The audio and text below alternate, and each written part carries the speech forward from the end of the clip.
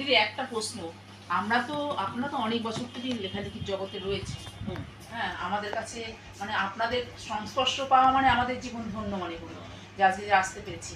তো আমরা তো বর্তমান প্রজন্ম মানে সবে সবে লেখালেখি করছি, এবং এখন অনেক রাইটাররা উঠে আসছে যারা সবে লিখছে। তা কি করলে আমাদের লেখা আরো পরিমার্জিত হবে, সুন্দর হবে, মানে কিভাবে আমরা কি এটা করতে পারি? অনেকগুলো শর্ত আছে।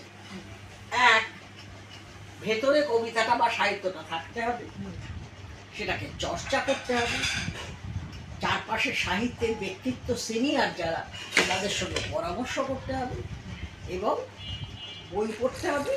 সুশিক্ষিত মানুষ মাত্রই স্বশিক্ষিত, নিজেই নিজেকে শিক্ষিত করে।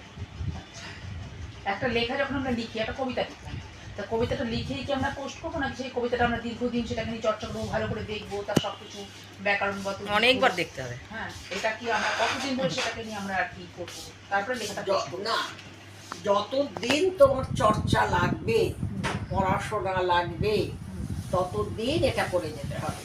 ধরো একজন উচ্চাঙ্গ সঙ্গীতের মানুষ, তিনি যদি সুর না জানেন, তিনি যদি উচ্চাঙ্গ সঙ্গীত ক্লাসিক্যাল মিউজিকটা না জানেন, তিনি সেটা গাইবেন কি করে, তিনি সেটা প্রতিষ্ঠা করবেন কি করে? নিজের ব্যাপারে দক্ষ এবং যোগ্য হতে হবে। আচ্ছা, ছন্দমাত্রার কোন বইগুলো পড়লে আমাদের মানে কবিরা ছন্দমাত্রাটা শিখতে পারবে? ছন্দমাত্রার কিছু কিছু বই আছে। সবচেয়ে ভালো সহজ বই হচ্ছে কবি নীরেন্দ্রনাথ চক্রবর্তীর লেখা কবিতার ক্লাস। আচ্ছা, এটা কলেজ স্ট্রিটে গিয়ে খোঁজ করলেই পাবে। কবিতার ক্লাস, কবি নীরেন্দ্রনাথ চক্রবর্তী, যিনি আনন্দমেলার সম্পাদক ছিলেন, অসাধারণ ছন্দ দক্ষ ছিলেন, এবং আমাকে ব্যক্তিগতভাবে কন্যা সমস্নেহ করতেন। আচ্ছা, তুই করে রাখতেন।